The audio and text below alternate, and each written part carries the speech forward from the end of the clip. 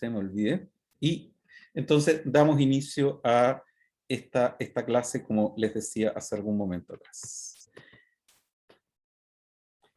Bueno, obviamente, y ustedes lo han escuchado siempre, y en la medida que vayan envejeciendo van a ver que cuando van al médico les van a preguntar, ¿y está tomando agua? ¿Está tomando suficiente agua? Nuestro organismo es tremendamente importante porque requerimos cerca de 2,5 litros al día y no solemos tener la buena costumbre de beber agua, no obstante eso ha ido cambiando y probablemente ustedes ven, ¿no es cierto?, que algo que no tiene tanto tiempo en sus vidas, que son muy jóvenes, está más incorporado, pero este tema de la venta de agua es algo relativamente reciente, no tiene más de 15 años, antiguamente se vendían aguas minerales, pero en un formato que solía ser más bien grande y no se veía a la gente con su botella de agua todo el día caminando. Eh, pero hoy día hay más conciencia y claramente, de alguna manera, los líquidos que tomamos directamente, somos el mayor consumidor de té de Latinoamérica y el té es uno de los elementos, junto con el café y algunos otros, que están muy asociados, ¿no es cierto?, a la ingesta de líquidos que solemos hacer de manera diaria. Hay cerca de 1 litro que proviene de la ingesta de los alimentos y el contenido que tienen estos alimentos de agua, que vamos a ver los distintos tipos de agua que podemos encontrar en nuestros alimentos.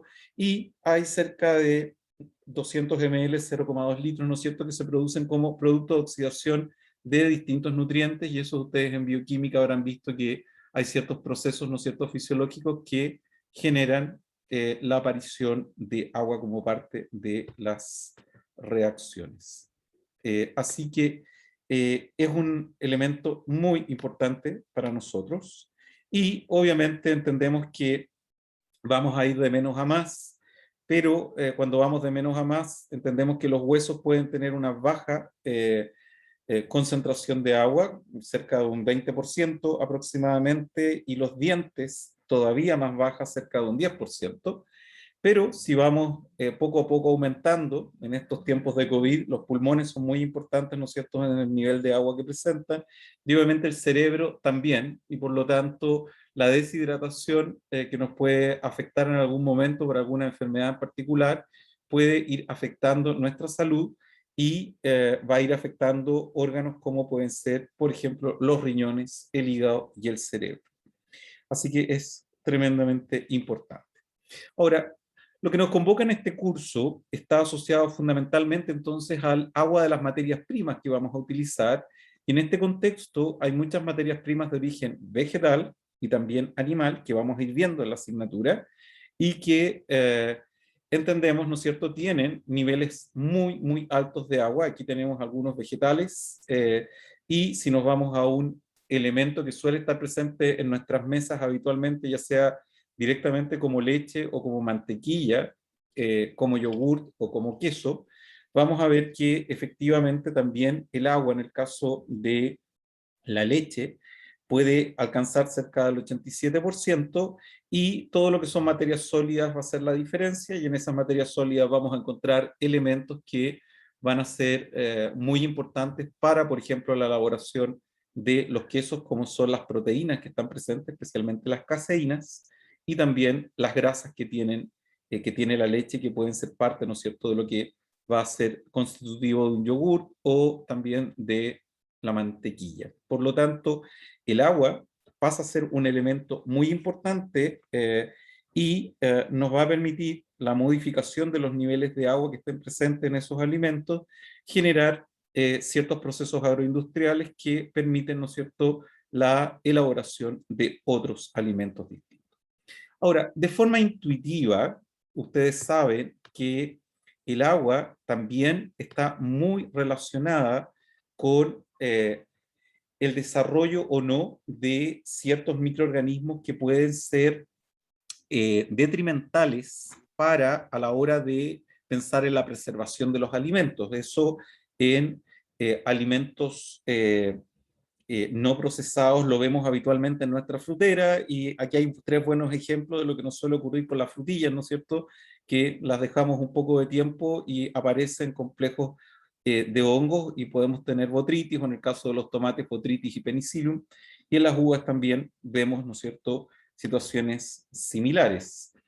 Eso ha llevado al hombre a generar una modificación en los contenidos de agua libre para hacer menos amigable el medio, este ecosistema que es el alimento, ¿no es cierto? Y por lo tanto evitar el desarrollo de estos microorganismos. Algunos de estos procesos los conocemos bien, ¿no es cierto? Y por lo tanto, cuando ustedes hacen una mermelada, que lo habrán visto, a lo mejor cada día vemos menos este tipo de cosas en las casas, pero todavía se ve, ¿no es cierto? Cuando ustedes tienen 1 kilo de frutillas y agregan 1 kilo de azúcar, están aplicando un soluto que va a atrapar agua, pero adicionalmente aplican calor y ese calor va a ir deshidratando a este alimento. Y algo similar ocurre con el ketchup, ¿no es cierto?, en que se emplean otro tipo de temperaturas, en este caso para ir haciendo una pasta de tomate, y lo mismo pasa con algo que el hombre ha consumido por mucho tiempo, que son los frutos deshidratados, que le permiten poder tener en épocas en las que no hay disponibilidad de esas frutas, frutas en esta forma, y hoy día sabemos que la industria de los frutos secos es tremendamente importante. Hay muchos snacks que podemos comprar, ¿no es cierto?, que están asociados a estos procesos de deshidratación. Por lo tanto, es una forma de preservación la deshidratación y tenemos entonces eso muy claro. Y en este caso en particular, con productos de origen animal, vemos lo que ocurre con las carnes. Ahí tienen una bolsa en que la carne, ¿no es cierto?, está llena de bacterias y que han generado, ¿no es cierto?, una modificación del color. La carne está azul, y para evitar esto, los salazones y en el fondo los curados de las carnes permiten hacer jamón curado, ¿no es cierto? O generar charqui, que es tan habitual de ver en nuestro país, especialmente en los peajes, por ejemplo, la venta de esta carne deshidratada y salada. Y por lo tanto, esa deshidratación se da por la aplicación de un soluto, en este caso la sal, y la deshidratación al aire y al sol que se genera. Y algo similar ocurre con la leche, ahí vemos, ¿no es cierto?, una leche que está cortada y entendemos también que podemos generar quesos que tienen un contenido hídrico menor y por lo tanto la elaboración de estos quesos nos van a permitir preservar y tener los elementos nutritivos que tiene la leche en periodos del año en que a lo mejor las vacas están secas y por lo tanto no se están ordeñando, o las cabras o las ovejas, y por lo tanto vamos a poder contar con esos alimentos en otros momentos. Y además, si tenemos una alta producción y un volumen elevado de producción que no somos capaces de consumir en el momento, vamos a poder almacenar de alguna forma ese producto en un producto transformado, como puede ser en este caso el queso, ¿no es cierto? Ahí tenemos un queso tipo parmesano, bien curado, con un bajo nivel de agua y con mucha sal, porque se salan estos quesos también. Ahora, en este contexto, entonces, entendemos que el desarrollo de la agroindustria, que es algo que comienza a finales del siglo XIX de forma más importante y de alguna manera se consolida en la primera mitad del siglo XX, es decir, hay que pensar que antes de esto las conservas que existían eran relativamente limitadas y probablemente más asociadas a mermeladas, por ejemplo, pero hoy día vemos que nuestras vidas sin la agroindustria es bastante complicado. Las pastas se consumen, vemos que los productos congelados para elaboración de postres o jugos o lo que digamos podamos utilizar también en el caso de congelados para la elaboración hasta de porotos granados que ustedes encuentran en el supermercado, es muy importante, y así podríamos seguir con una larga lista de productos que ustedes ven ahí, ¿no es cierto? Como el café soluble, que es un café que está liofilizado, deshidratado por liofilización, es algo que está muy presente en nuestras vidas y por supuesto nos permite ahorrar tiempo porque podemos con estos productos agroindustriales hacer una rápida preparación de nuestros alimentos y en especial los congelados son los más rápidos, pero hay una serie de otros que nos facilitan mucho la vida. Por lo tanto, en la vida actual de lo que es el hombre del siglo XXI, ¿no es cierto?, es tremendamente importante y es algo que ha ido evolucionando cada vez más y vemos cada vez diseños de nuevos alimentos que hacen la vida más fácil para nosotros. Dicho esto, entonces, ustedes obviamente en química general y en el colegio han visto lo que corresponde a las características generales de este dipolo, que es el agua, ¿no es cierto? Y conoce muy bien su conformación molecular asociada al oxígeno y a estos dos hidrógenos que pueden estar cargados como protones. Y estas características, ¿no es cierto?, de carga permiten generar propiedades disolventes que son las que vemos habitualmente en nuestra mañana cuando al té o al café le aplicamos una cucharada de azúcar, ¿no es cierto? Y vemos esta disolución que hace el agua gracias a las cargas que presenta, ¿ya? Ahora bien, el agua en los alimentos puede presentarse de distintas formas. Hay un agua que está fuertemente unida a las moléculas que conforman nuestros alimentos y esa corresponde al agua ligada y que tiene una capacidad solvente prácticamente nula. Es decir, es la que más nos cuesta eliminar en un deshidratado y probablemente es la que va a permanecer ahí. Está muy, muy fuerte unida a las moléculas que son parte de los alimentos. Hay un agua débilmente ligada, que corresponde entonces a una multicapa que puede estar asociada a un 3 a un 5% del cuerpo del agua y que es deshidratable, pero que de alguna manera puede solo iniciar algunas reacciones químicas como solventes porque tiene enlaces con algunas de las moléculas que conforman a estas materias primas o a los alimentos procesados que hemos comentado, a las mermeladas, por ejemplo, o los quesos.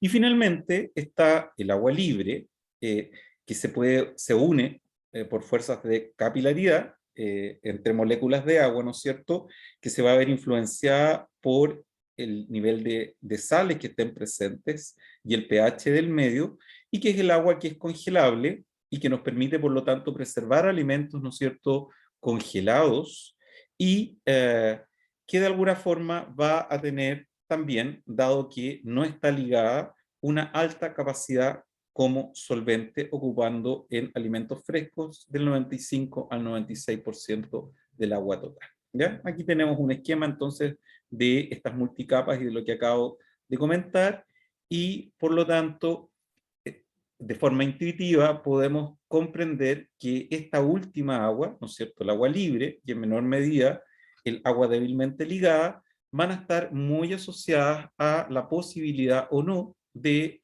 el desarrollo de esos microorganismos que veíamos como hongos filamentosos y otros hace un momento atrás, ¿ya? Por lo tanto, esa agua libre está directamente relacionada con la estabilidad de los alimentos y la posibilidad de desarrollo de microorganismos, ciertas reacciones enzimáticas que puedan ocurrir y adicionalmente ciertas reacciones químicas que puedan ocurrir porque claramente para que esto ocurra se requiere que haya presencia de agua. Ahora bien, dado esto, surge el concepto de actividad del agua. Esta actividad del agua, que normalmente se representa como AW, es una medida de la cantidad de agua disponible en un alimento, ¿ya? Y normalmente se entiende que el agua pura es la que presenta el mayor valor de actividad del agua y por lo tanto su valor está asociado al valor de 1, ¿ya? Ahora lo voy a explicar en la siguiente diapositiva y se va a poder entender de dónde sale este 1 con mayor claridad. Ahora, esta actividad del agua, una de las cosas que es importante tener presente es que varía de 0 a 1 y en general, cuando nosotros vemos un alimento que tiene mayor cantidad de agua libre, va a tener un valor más cercano a 1, y en la medida que entonces va disminuyendo esa agua libre, por ejemplo, piensen ustedes en la deshidratación o en la aplicación de un soluto, como pueden ser los azúcares, va a comenzar a disminuir. Cuando nosotros vemos que lo que es la actividad del agua, entonces corresponde a la presión de vapor que va a ser comparada a una temperatura determinada entre el agua pura y la misma presión de vapor a la misma temperatura en el caso de un alimento que se encuentre, y esto es simplemente una cosa intuitiva, en un espacio cerrado, como ustedes ven acá. Y si yo empiezo a subir la temperatura, obviamente el agua pura va a pasar a un estado gaseoso, va a generar una presión, y a la misma temperatura el alimento también va a perder agua y va a generar una presión. Y ese cociente es el que nos va a permitir saber cuál es el valor de AW. Esto es solamente intuitivo porque obviamente hay equipos que permiten determinar esto, que son higrómetros, pero para que se entienda que es una comparación entonces entre el agua pura y el agua que presenta el alimento. Ahora, en este contexto, entonces, de 0 a 1, vamos a ver que el agua que está muy disponible corresponde a los valores de actividad del agua que están entre 0,8 y 1, que era el agua pura, y que es eliminable de alguna manera por evaporación y por congelación. Vamos a tener un agua menos disponible entre estos valores de AW, 0,25 a 0,8, y hay agua que decíamos que está fuertemente ligada y que no es eliminable de un alimento, aunque, ¿no es cierto?, podríamos generar ceniza y ahí se va a eliminar, pero en un análisis convencional de alimentos no la vamos a poder eliminar. Aquí tenemos algunos valores de AW de algunos alimentos y ustedes pueden ver que alimentos como fruta o como pan o las verduras, ¿no es cierto?, los jugos, tienen valores bastante elevados. El huevo, la carne también, depende del tipo de queso, puede tener distintos valores, pero en este caso un queso Gouda puede tener valores de 0,96, que son bastante altos y por lo tanto son más perecederos como alimentos. Y en la medida que nos movemos, ¿no es cierto?, hacia la fruta seca, la miel, las galletas, o ya vamos directamente, ¿no es cierto?, al azúcar, vamos a ver que los valores disminuyen notablemente. Y entendemos muy bien, ¿no es cierto?, que una bolsa con 1 kilo de azúcar no va a sufrir en años ninguna modificación, pero entendemos también que es probable que el pan o un huevo tengan una vida útil distinta asociado a los niveles de agua. Esto entonces ha llevado a lo que les decía hace un rato atrás, a generar, ¿no es cierto?, por ejemplo, la salazón de los peces y tener, hace muchos años, ¿no es cierto?, se sabe y el hombre utiliza alimentos que están salados y deshidratados para su preservación. Y lo mismo hoy día ocurre, por ejemplo, con los snacks de frutas. Aquí ustedes tienen, ¿no es cierto?, sistemas de deshidratación por aire forzado con alta temperatura, pero que nos permiten hacer estos snacks que venden ahora y que son snacks de frutas a las que no se le aplica prácticamente nada, simplemente se hace un deshidratado y uno lo que come es una lámina deshidratada que se hidrata con nuestra saliva y que devuelve ciertas características sensoriales a esa fruta que está deshidratada. En este curso ustedes van a ir viendo, ¿no es cierto?, distintos procesos, por lo tanto no los vamos a ver aquí, pero simplemente comentar que el salado es uno de los elementos que nos permite, o de los procesos que nos permite esta modificación, comentada hace un momento. El secado en estufa, como vimos también, el secado en lecho fluidizado también lo permite, con otro tipo de alimentos, y la liofilización, por ejemplo, cuando estamos generando, ¿no es cierto?, un alimento como puede ser una leche instantánea, va a permitir que esa deshidratación de la materia prima sea rápida, con temperaturas que no son elevadas y con la aplicación de ciertas presiones que van a permitir, ¿no es cierto?, preservar de mejor manera y con mayor calidad el producto deshidratado, y eso es lo que se emplea también para los cafés solubles, que tienen que preservar aromas en la matriz que posteriormente vamos a rehidratar cuando ustedes se preparan un café, y por lo tanto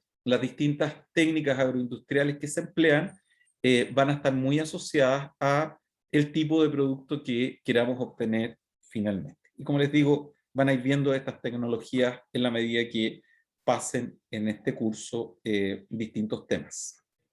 Ahora bien, aquí también, de forma intuitiva, vemos qué ocurre con los niveles de AW en distintos alimentos. Obviamente, las materias primas suelen presentar niveles de AW más elevados y la preservación del alimento va a ir aumentando a la medida que ese AW disminuye. Aquí tenemos un yogur que tiene una vida útil mayor que la leche, que es la que dio origen, y un queso fresco que es mayor que probablemente también la del yogur y la del queso. Y así, en la medida que llegamos desde un Gouda a un edam, en este caso a un queso parmesano, vamos a ver que claramente la vida del alimento está muy asociada a las los niveles de AW que puedan tener, y algo parecido nos pasa con el ejemplo de productos y materias primas vegetales, en que ocurre algo similar y que cuando pasamos de una mermelada, ¿no es cierto?, a un deshidratado, también vemos un aumento de la vida útil, ¿ya?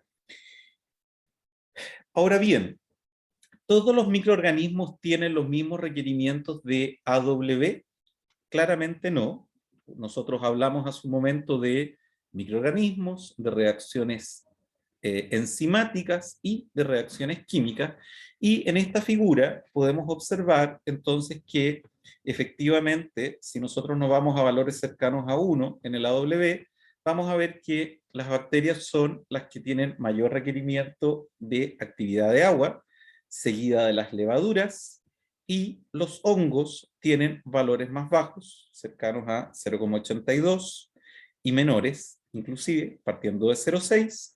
Y vamos a ver entonces que hay ciertas actividades enzimáticas que ocurren en especialmente alimentos de origen vegetal, que van a requerir valores, ¿no es cierto?, también de ciertas de nivel de actividad de agua que puede moverse entre 0,3 a 0,8, más o menos, ese rango.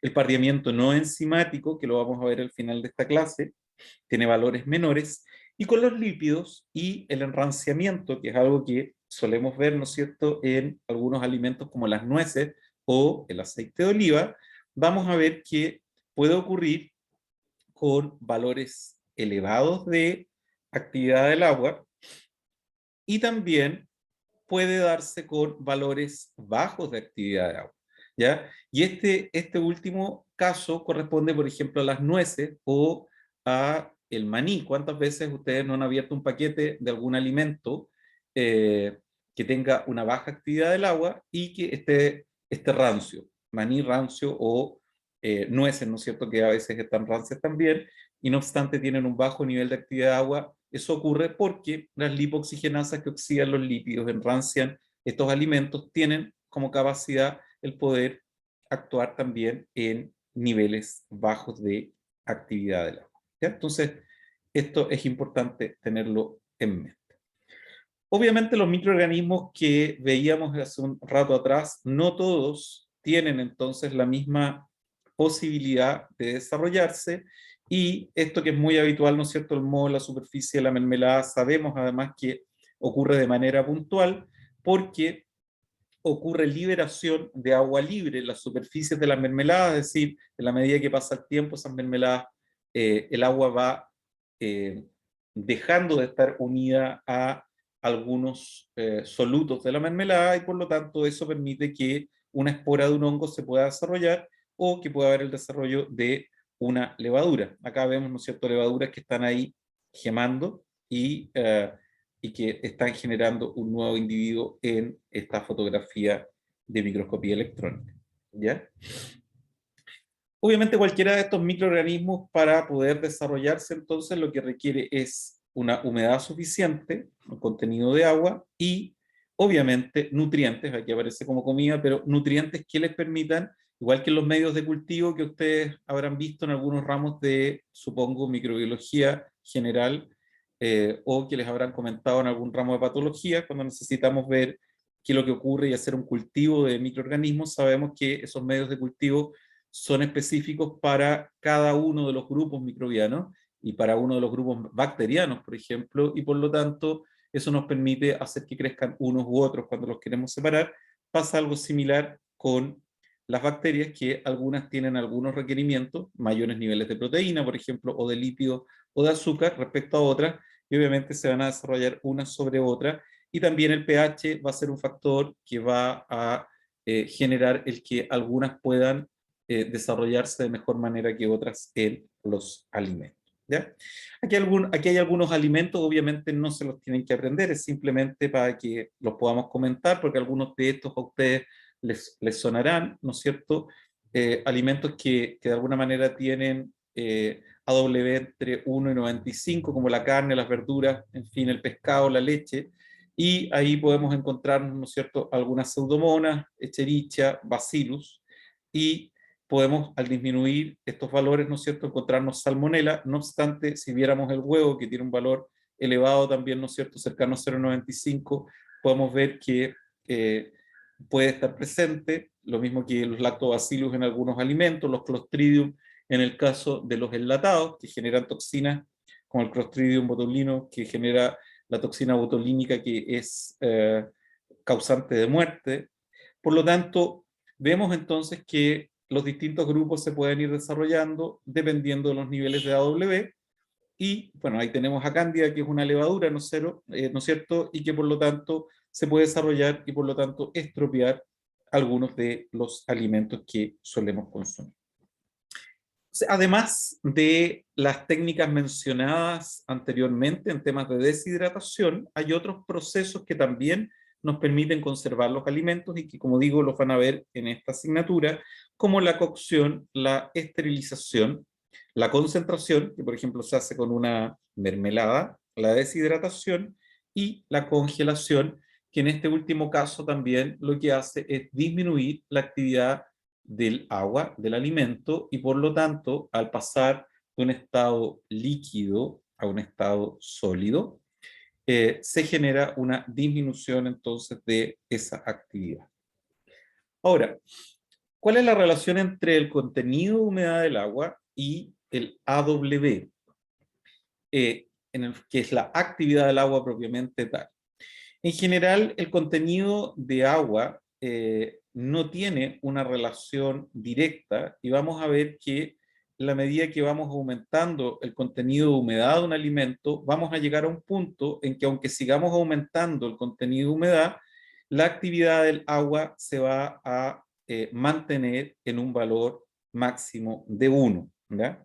Nuevamente, de forma intuitiva, para que se entienda, si yo tomara una pulpa de fruta y la diluyera con agua, va a llegar un punto en que, por más agua que aplique y vaya y diluya por lo tanto más el jugo y esta pulpa, el valor de actividad del agua que se alcance va a ser el máximo, y aunque siga aplicando agua, ese valor no va a cambiar.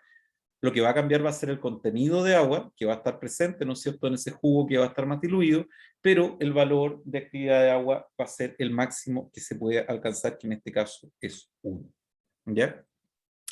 Ahora, ¿cómo se comporta de alguna forma la isoterma de absorción y desorción de agua en un alimento cuando lo estamos deshidratando? Cuando ustedes deshidratan un alimento, la curva que sigue es distinta a la curva que ocurre cuando se rehidrata un alimento. Pensemos, por ejemplo, en un huesillo, en un mote con huesillo, ¿no es cierto? Tenemos el huesillo que está deshidratado, que partió de un durazno, y por lo tanto, ese durazno, al deshidratarlo, va a seguir una curva que, cuando lo hidratemos para poder hacer nuestro mote, ¿no es cierto?, nuestro huesillo, y aplicarle el mote luego, va a tener una curva distinta. Obviamente, esto va a estar muy asociado a que la salida del agua desde el interior de las células va a seguir una vía que no va a ser exactamente igual, porque se van a generar ciertas modificaciones a nivel de la pared celular y de las membranas celulares, y obviamente el agua que sale, sale fundamentalmente de las vacuolas, y el agua que ingresa no necesariamente ingresa al interior de las células, puede quedar en los espacios extracelulares y extravacuolares, y por lo tanto no siguen exactamente el mismo comportamiento. Por lo tanto, la diferencia entre la curva de desorción y de absorción que se va a presentar en un alimento, esa diferencia se conoce como histéresis. ¿Ya? Entonces, esto es importante que lo recuerden, y es bastante obvio porque es cosa de ver cómo es un huesillo, y claramente hasta en la textura que tiene no nos recuerda necesariamente a la materia prima fresca que fue un durazno cuando lo consumimos. Por lo tanto, lo que vemos, ¿no es cierto?, en la histéresis, que es esto que de alguna manera se genera, es que valores en los que ya las dos curvas se igualan, corresponden, y se igualan fundamentalmente porque corresponde al agua que está completamente ligada y por lo tanto no es eliminada, y obviamente es igual en la materia prima o en el producto que está deshidratado, y vamos a llegar a un punto en que efectivamente pasamos de una actividad de agua, por ejemplo, de 0,85 en adelante, en que va a haber una cantidad de agua libre en ambos alimentos que va a ser la misma, pero esta diferencia va a tener efecto en las características del alimento.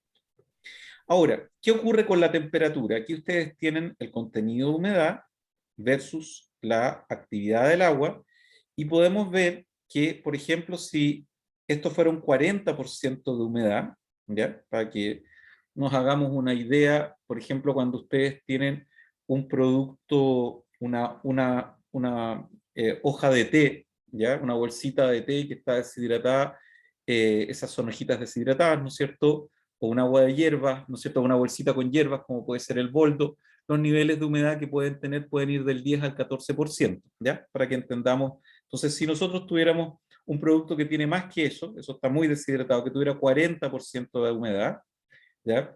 Vamos a ver que la actividad del agua disminuye en la medida que disminuye la temperatura. Y eso va a estar asociado a que va a haber un estado del agua, en el caso de las temperaturas más bajas, que va a hacer que esas moléculas estén unidas entre sí, más ligadas, y por lo tanto la actividad de agua de ese producto va a ser menor.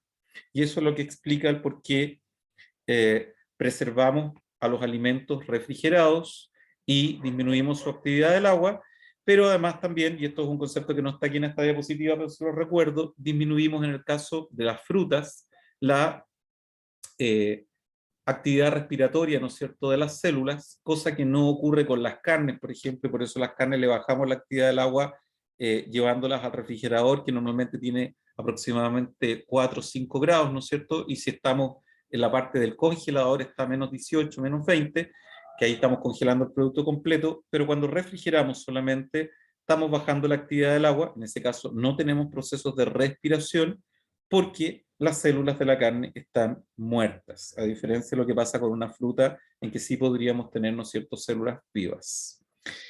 Bueno, aquí entonces está visualmente el ejemplo que les mencionaba, la materia prima deshidratándola y rehidratándola, y obviamente la histéresis que se genera producto de lo que ya hemos dicho anteriormente. ¿Ya?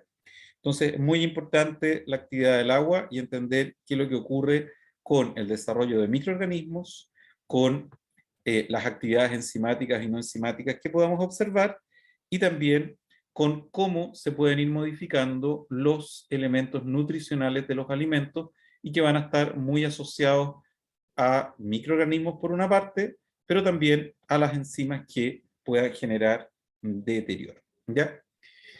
Ahora, ¿qué tipo de deterioro podemos observar en los alimentos? Ya hemos hablado de que hay alteraciones microbiológicas y también alteraciones físicas y químicas, ¿ya?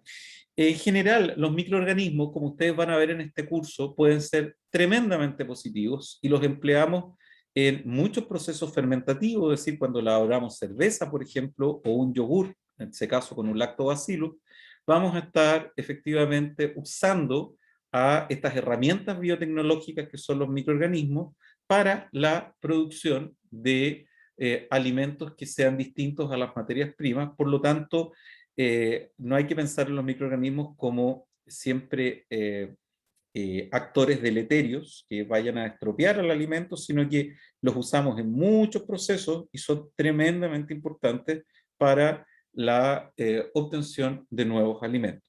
Pero obviamente hay algunos microorganismos que pueden estar contaminando los alimentos, que están ahí de forma natural, otros que se pueden ser aportados por una contaminación posterior, por ejemplo, a la producción de la misma materia prima, y en otros casos podrían ser añadidos intencionalmente. En este caso en particular estamos hablando de los que mencionaba recién, como las levaduras para fermentar un mosto de cebada, ¿no es cierto?, y hacer una cerveza, ¿ya?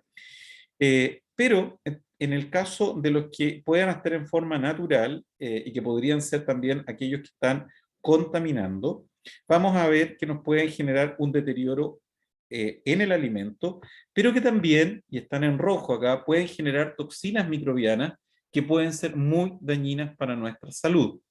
Nuevamente, ustedes son muy jóvenes y probablemente solo lo han escuchado como historia, pero no hace muchos años todo el cordón hortalicero que rodea Santiago era regado con las aguas servidas, ¿no es cierto?, de los canales y del mismo río Mapocho, que hoy día tiene tratamiento, se tratan las aguas de la cuenca, pero hace no mucho tiempo, hace 20, 25 años atrás, las aguas llevaban todos los excrementos y prácticamente, por lo tanto, también muchos microorganismos como coliformes fecales, que era muy fácil de encontrar en lechugas, en todo tipo de hortalizas, en frutillas, y por lo tanto la posibilidad de tener alguna enfermedad gastrointestinal o tener tifus, por ejemplo, era bastante frecuente, ¿ya? Y eso es algo que ha ido cambiando y vemos entonces lo relevante que es, desde el punto de vista sanitario, el contar con alimentos libres de contaminaciones que nos puedan generar algún tipo de enfermedad que nos puede llevar inclusive a la muerte. Una listeriosis puede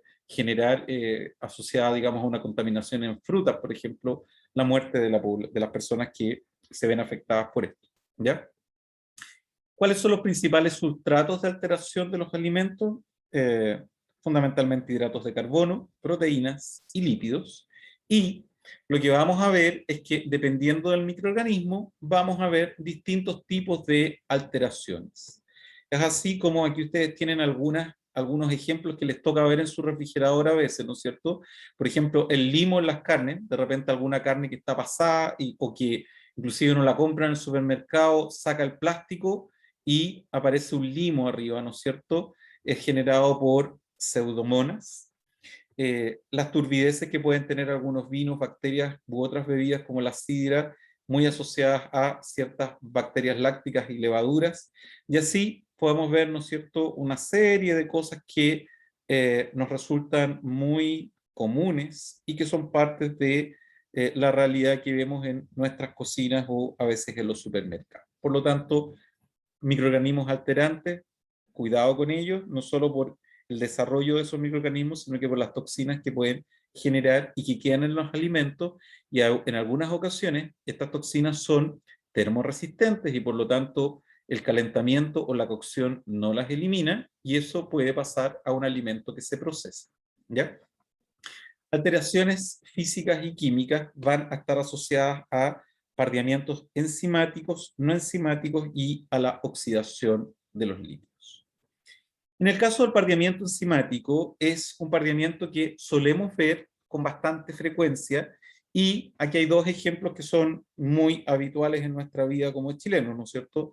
Más de algunos de ustedes en su infancia les molían un plátano que se ponía rápidamente de color marrón, de color café, y algo parecido nos pasa, ¿no es cierto?, con las paltas, que o ya vienen con algún tipo de pardeamiento causado por algún hongo, o bien cuando las molemos en un plato, ¿no es cierto?, generan un color pardo muy característico, y eso lo vemos en las manzanas cuando las masticamos y las dejamos un rato, ¿no es cierto?, al aire, en que también toman esa coloración parda, y por lo tanto empezamos a ver que pasa más frecuentemente de lo que somos capaces de recordar. Esto está asociado entonces a un pardeamiento de tipo enzimático. ¿Y qué compuestos son los que se están oxidando? Son fundamentalmente compuestos fenólicos. Muchos de estos compuestos fenólicos, solo para recordarles lo que es un compuesto fenólico, es un compuesto que tiene un anillo, al menos un anillo de 6 átomos de carbono, ¿ya? Y que son compuestos que están muy presentes en todos los vegetales, ¿ya? ¿Recuerdan algún compuesto fenólico que les hayan pasado en algún ramo como bioquímica o fisiología vegetal? ¿Se acuerdan de algún compuesto fenólico en particular? No importa que se equivoquen, estamos para equivocarnos aquí en la universidad, así que si dicen alguna cosa que no esté bien, no hay problema. ¿Siguen ahí? ¿Están viendo buenos días a todos? ¿Alguien se acuerda de algún compuesto fenólico? Los Ah, taninos, quizás. Los taninos, muy bien. ¿Algún otro? el ácido carboxílico, profe, ¿no? Y el ácido carboxílico no necesariamente es un compuesto fenólico. Los ésteres tampoco. Los ésteres son normalmente compuestos aromáticos, ¿ya? Aromático me refiero a que huelen, no que tengan un anillo aromático. Los compuestos fenólicos todos tienen un anillo de 6 átomos de carbono, por lo tanto tienen un anillo aromático. ¿Ya? Los flavonoides, muy bien, Claudia. Y les voy a recordar un grupo de compuestos fenólicos que para la mayoría de ustedes deben ser muy conocidos, ¿no es cierto? Que son los antocianos o antocianinas, que son los polifenoles, es lo mismo que compuestos fenólicos. ¿Ya? Lo van a encontrar en los libros, a veces no están bien clasificados, pero las antocianinas, que son las responsables, chiquillas, chiquillos, de los colores rojos y violeta y rosados que vamos a encontrar en frutas, como los duraznos, las ciruelas, los arándanos, la uva para hacer vino, el vino, las manzanas rojas, todos esos rojos son antocianinas que son compuestos fenólicos, ¿ya? El tomate, por ejemplo, tiene un caroteno que se llama licopeno, que le da el color rojo característico a los tomates, por lo tanto no es un compuesto fenólico. Los carotenos son más parecidos a una grasita, podríamos decir, un ácido graso, ¿no es cierto? Aunque en el caso del caroteno tiene un anillo al final, pero son compuestos en ese caso que tienen muchos dobles enlaces, así como si se acuerdan de cómo eran las clorofilas que tenían una colita, ¿no es cierto?, con muchos dobles enlaces. Bueno, eso es lo que es un caroteno. Y los otros compuestos que dan color rojo, para hacer al tiro el símil con los antocianos o las antocianinas, corresponden a las betalainas, que están en la betarraga, por ejemplo, o si ustedes van atrás, ahí en el campus Antumapu, y ven el huerto de tunas, hay unas tunas rojas, esas tunas rojas tienen betalainas, ¿ya? Que son compuestos que tienen un anillo y tienen nitrógeno en su estructura, y dan esa coloración roja, pero la gran mayoría de los compuestos pigmentos rojos que vemos son antocianinas, que son entonces compuestos fenólicos, ¿ya?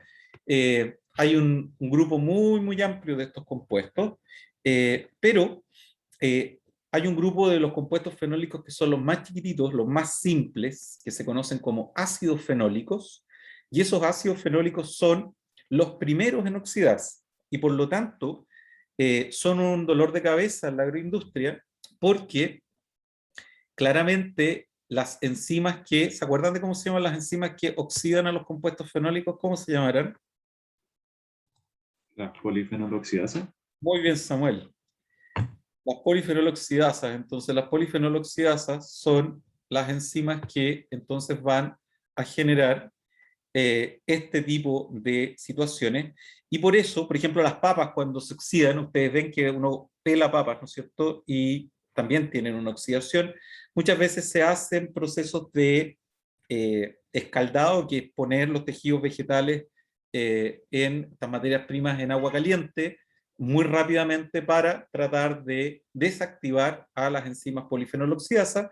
Y si no, lo otro que puede ocurrir, ¿no es cierto?, es la aplicación de algún antioxidante, ¿ya? Ahí tienen el ácido ascórbico, por ejemplo, que en ese caso se oxida él primero que el compuesto fenólico.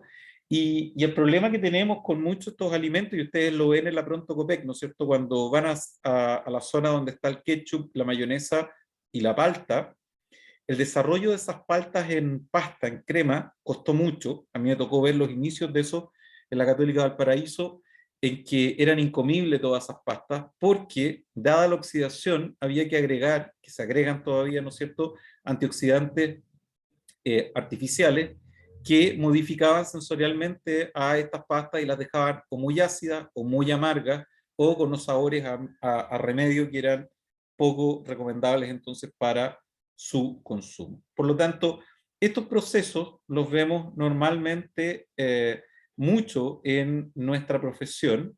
Lo vamos a ver también, lamentablemente, ¿no es cierto?, en materias primas. Ustedes ven que hay variedades, no sé si han visto esas variedades de duraznos blanquillos, que son peludos, ¿no es cierto?, y que no son exportables por suerte, y las podemos comer acá, porque de ponerle los dedos se ponen negros, y eso es porque se rompen entonces los tejidos, y los lugares donde están los compuestos fenólicos quedan en contacto con las enzimas, que eso no ocurre normalmente si el tejido no está dañado, y por lo tanto se produce el pardeamiento. Y en la agroindustria ustedes entenderán que si estamos pelando, cortando, triturando, vamos a encontrarnos siempre con estos procesos de pardeamiento, ¿ya? Esto no ocurre en los alimentos de origen animal, porque los alimentos de origen animal no tienen compuestos fenólicos y por lo tanto una fuente muy importante de los antioxidantes dietarios, que son muy importantes para nuestra salud, vienen de los alimentos de origen vegetal.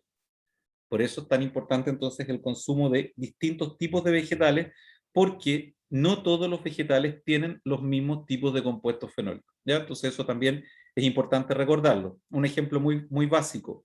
La frutilla tiene 2 antocianinas. El arándano, dependiendo de la variedad, tiene entre 9 y 13. La uva tiene 15. ¿Ya? La cereza tiene 2. La mora tiene 2. Y no son los mismos. ¿Ya? Entonces, vemos que efectivamente, independiente de que podamos tener un alimento con mucho color, como puede ser una mora, eso implica mucha concentración, pero no mucha diversidad. Por lo tanto, siempre es bueno poder probar distintos alimentos porque nos van a aportar distintos de estos compuestos que nuestra microbiota intestinal va a utilizar, van a pasar a nuestro sistema circulatorio, especialmente a nivel de intestino delgado, y van a tener efectos positivos en nuestra salud y también algo a nivel de intestino grueso. Dicho eso, entonces, sigamos. El pardeamiento enzimático, entonces, muy asociado a compuestos fenólicos y a enzimas. Hay un pardeamiento que también es muy importante, que es el pardeamiento no enzimático, ¿ya? El pardeamiento no enzimático, vamos a ver que puede, en este caso obviamente no hay enzimas asociadas, y puede tener algunos efectos en que vamos a observar cambios en la apariencia, cambios en el sabor y aromas, y podría generarse un cambio en el valor nutritivo, dado que hay ciertos elementos nutricionales que pueden verse afectados, fundamentalmente aminoácidos y azúcares, ¿ya? Ahora bien, dentro de estos, vamos a ver entonces que el pardeamiento no enzimático en algunos alimentos va a tener efectos favorables y en otros alimentos va a tener efectos no favorables. Antes de esto, hay una pregunta de Fernanda Gómez que dice si el etileno tiene que ver con algo aquí. Es que hay imágenes que me hacen acordar mucho el mismo proceso que hace este gas. Solamente para entenderlo, ¿está preguntando por el pardeamiento enzimático o por el no enzimático?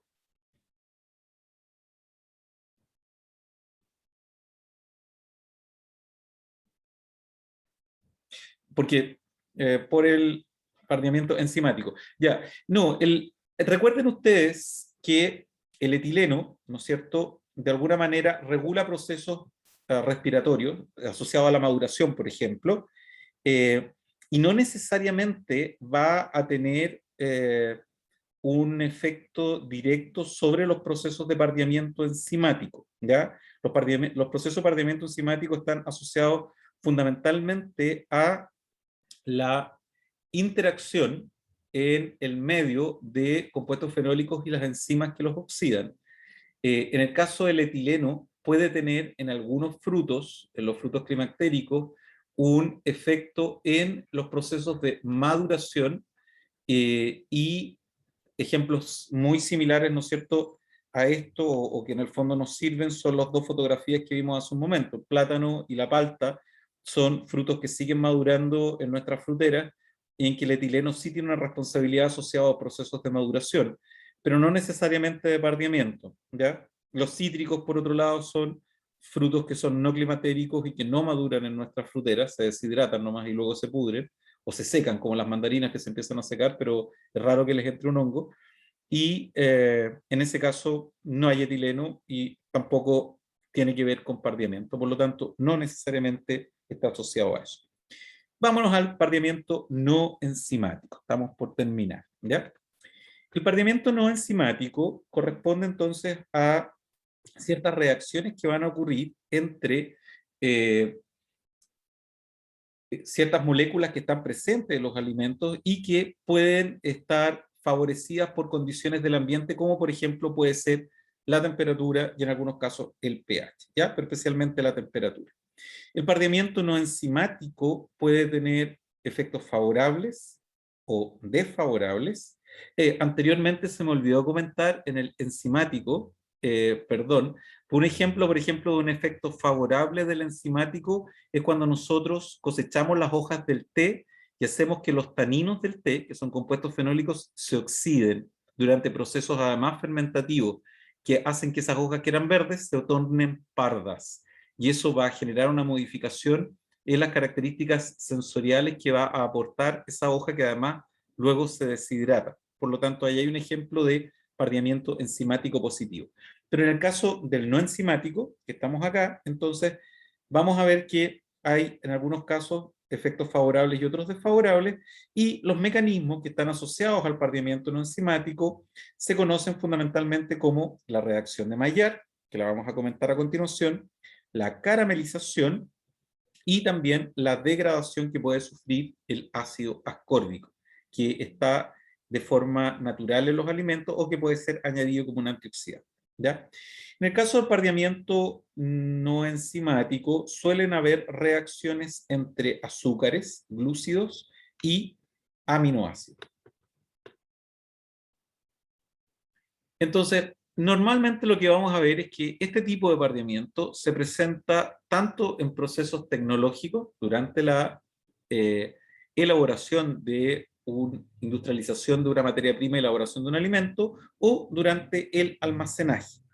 La temperatura lo suele acelerar, ¿ya? Y especialmente en ciertas operaciones como la cocción, la pasteurización, la esterilización y la deshidratación, que lo van a entender mejor en un momento con un ejemplo, van a ver cómo la cocción hace que tengamos un alimento muy rico que le podemos echar al pan y que acelera estas reacciones de pardeamiento no enzimático, en ese caso positivas. Y una de las reacciones más importantes asociadas a esto entonces es la reacción de Maillard, que está asociada a reacciones muy complejas que tienen distintos puntos que van ocurriendo sucesivamente, en que en una primera etapa no vamos a tener la formación de sustancias pardas, pero en las etapas posteriores sí, y que puede generar características no solo de cambio de color, a colores pardos, ¿no es cierto?, sino que también cambios aromáticos que se pueden observar producto de esta reacción. Entonces, la reacción de Maillard, recordar que corresponde a la reacción de un azúcar con un aminoácido, simplemente recordarles que los aminoácidos, ¿no es cierto?, son los componentes de la proteína. Aquí tenemos una estructura primaria de una proteína que es la cadena de aminoácidos y por lo tanto generan esta reacción. Como les decía hace un momento, tienen distintas fases. Las primeras no nos van a permitir la formación de color. Posteriormente vamos a tener coloraciones amarillos muy ligeros y finalmente vamos a tener entonces en una fase final la formación de los pigmentos pardos que son muy característicos, ¿ya? En un curso tradicional les pediría que se acordaran de cada una de estas fases y que definieran en una prueba qué es lo que es la restauración de Amadori, pero creo que la verdad que nos aporta poco. Para mí, más importante es que intuitivamente sepan lo que es la reacción de Maillard y que sepan que es un pardeamiento de tipo no enzimático, ¿ya?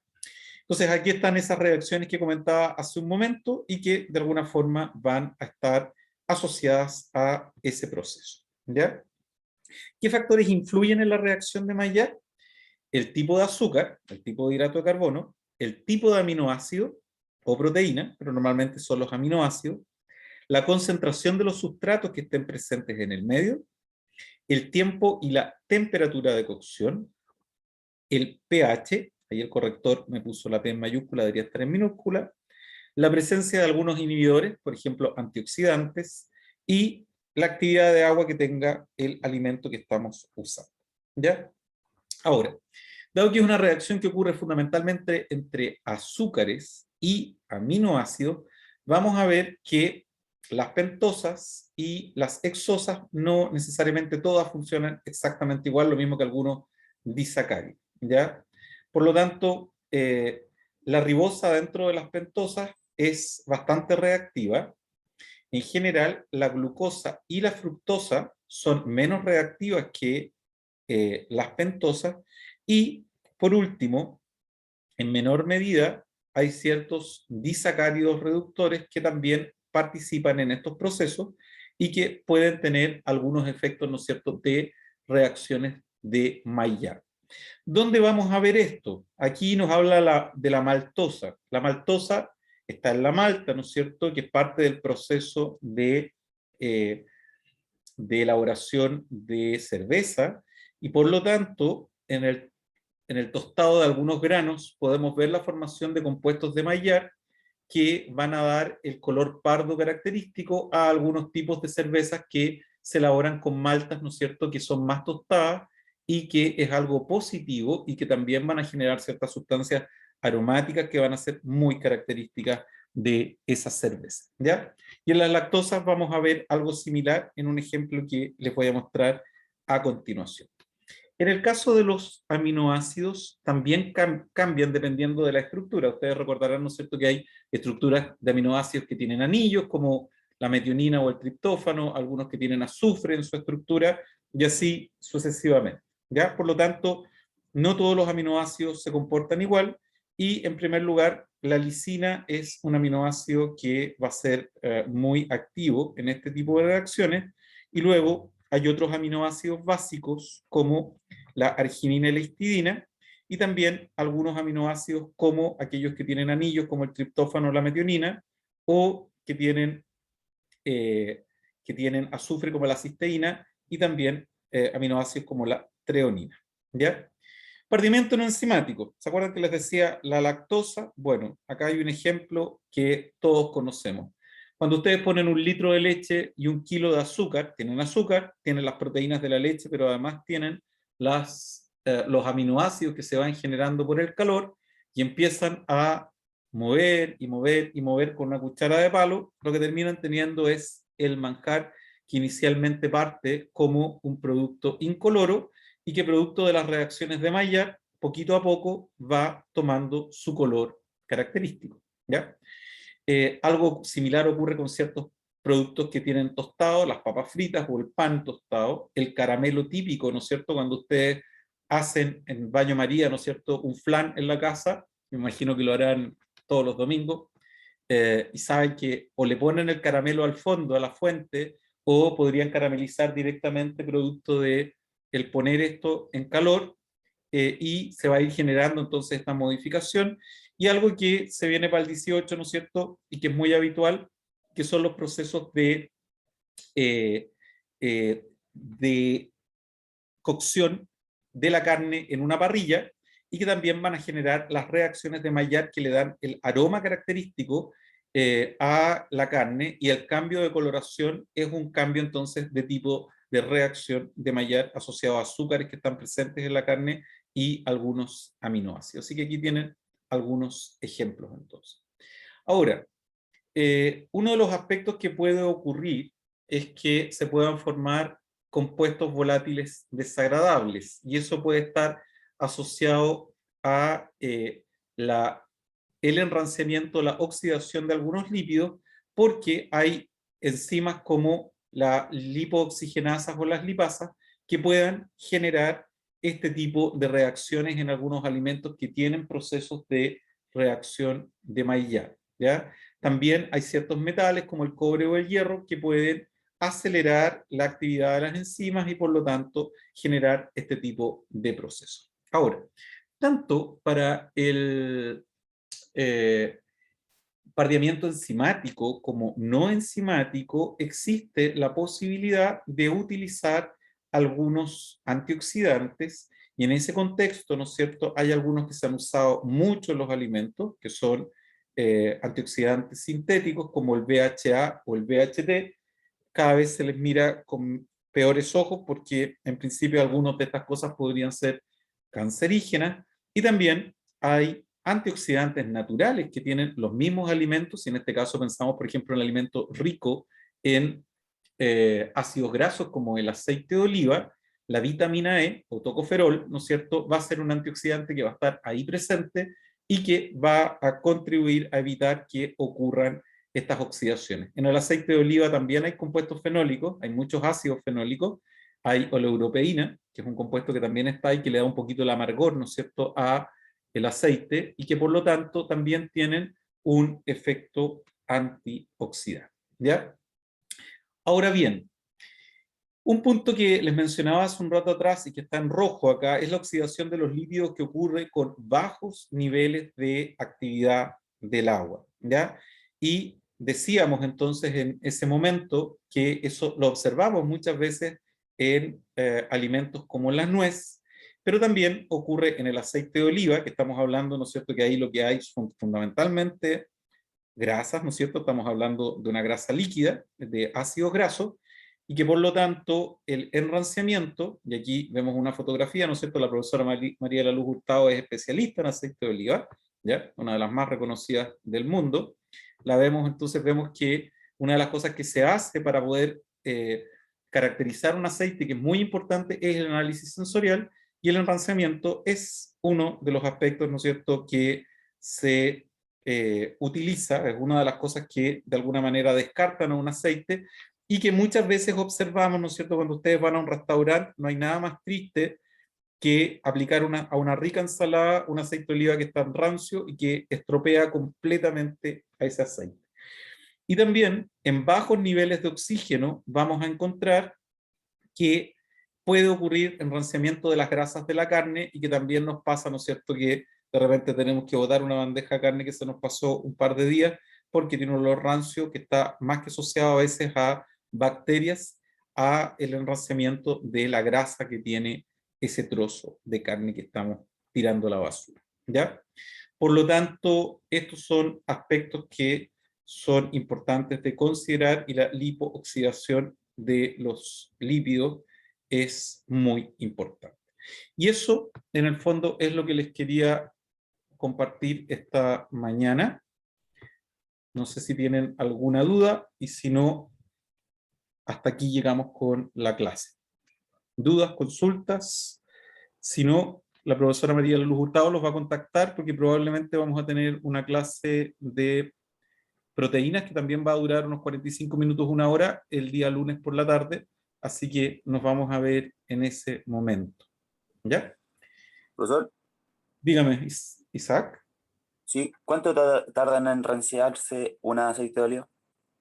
Un aceite de oliva va a depender de la composición fenólica que tenga. Es decir, lo que se ha visto es que los antioxidantes que tenga en su matriz el aceite van a, de alguna manera, hacer más lento el proceso. Va a depender de temperatura del medio. Va a depender de la presencia de oxígeno. Las lipoxigenasas requieren de oxígeno para que esto ocurra. Por lo tanto, por ejemplo, si tú envasaras un aceite de oliva y tuvieras aplicación de algún gas inerte en el cuello de la botella, podrías retrasarlo, aunque pareciera que no son tan efectivos esos procesos. Por lo tanto, son varios los elementos que están asociados a que esto ocurra. Ahora, como son reacciones en cadena, las reacciones oxidativas, Isaac, un aspecto que muchas veces le pasa, por ejemplo, a los restaurantes, es que ellos rellenan la botella, cuando le queda un poquito de aceite, rellenan la botella de un bidón más grande con aceite nueva. Y ese aceite, que ya estaba con un espacio de cabeza, que es el espacio de aire, que era un espacio importante porque lo rellenaron cuando quedaba poquito, eso de alguna manera hace que ese poquito ya esté en procesos de oxidación y enranciamiento. Y por lo tanto, si tú rellenas el aceite nuevo que estás aplicando, se va a enranciar más rápidamente, ¿ya? Por lo tanto, son varios factores y la temperatura y el oxígeno son de los elementos más importantes, ¿ya? En Chile, hoy día, nuevamente, ustedes son muy jóvenes. Cuando yo tenía la edad de ustedes, en Chile el 90% del aceite venía desde España y Portugal, fundamentalmente España, y hoy día es al revés, el 90% del aceite se produce acá. Y el aceite que nos mandaban muchas veces venían con un montón de defectos, entre ellos el enranciado, y la gente mayor se acostumbró a que esa característica sensorial, entre otras defectos, fuera como lo típico que uno encontraba un aceite, y uno abría un Carbonel de etiqueta verde, que es una marca española, ¿no es cierto?, y se lo echaba y tenía un rancio fantástico y uno juraba que eso era un aceite de oliva. Eso cambió cuando empezamos a producir nuestros aceites de oliva, que son muy cualitativos en Chile, y obviamente ahí empezamos a aprender lo que era un aceite que no era rancio, ¿ya? Pero hay ciertos lugares hoy día donde lamentablemente tú te encuentras en muchos restaurantes los aceites rancios, y al menos yo, una de las cosas que hago es poner en el plato del pan un poco de ese aceite lo pruebo primero y prefiero no echarle aceite si es que está rancio, porque es muy desagradable, pero es más frecuente de lo que uno cree encontrar este tipo de problemas en muchos restaurantes. Hasta los más pitucos suelen tener ese problema porque rellenan y van estropeando el aceite sucesivamente. Así que recomendación, si vas a rellenar una botella, que se acabe lo que tiene, enjuagarla, lavarla, secarla y aplicar aceite que esté fresco. Eso, ¿Todo? ¿Y hace dígame. mal para la salud que esté así? No, no, no, no. Lo mismo que si te comes las nueces rancias, no. Es desagradable Pues, sensorialmente, pero no te va a hacer mal. ¿y cuánto puede ¿Ya? durar envasado el aceite de oliva así? El ideal Aunque esté en consumo. es como un vino blanco joven. Normalmente debiera uno consumirlos del año. Es decir, uno debiera tratar de que un aceite, y eso se lo pueden preguntar a Mariela Luz Hurtado, con mucha más propiedad les va a contar, pero normalmente los aceites se deben consumir en el año de producción. ¿Ya? Es Ah, decir, no pasa como con algunos vinos que mejoran con el tiempo. Las grasas son muy sensibles a procesos oxidativos y por lo tanto a fotooxidativos también, es decir, el que lo tengas o no, por ejemplo, en una botella transparente o en una botella coloreada. Eh, por ejemplo, a veces cuando vienen en latas, algunas de esas latas generan o tienen elementos metálicos en trazas que aceleran los procesos de reacciones de oxidación. Entonces, vuelvo al punto. Idealmente consumirlos en el año y probablemente no más de 2 años. Si no, además se van perdiendo características sensoriales positivas, como puede ser el frutado y otras que son importantes que están ahí y que los invito a que conozcan en el curso de elaboración de aceite de oliva, que es un tema fascinante que hace la profesora Mariela Luz Hurtado. Ya, chiquillas, chiquillos, que tengan una excelente tarde. Y siempre es una alegría verlos también a todos los cuadraditos. Bueno, son rectángulos en realidad. Así que cuídense mucho. Y Samuel, te voy a contestar lo que me mandaste ayer. Tengo que ver una cosa ahí. Que estén bien. Gracias. Chao, chao. Chao, profe. Chao, profe, gracias. Chao, profe, que esté bien.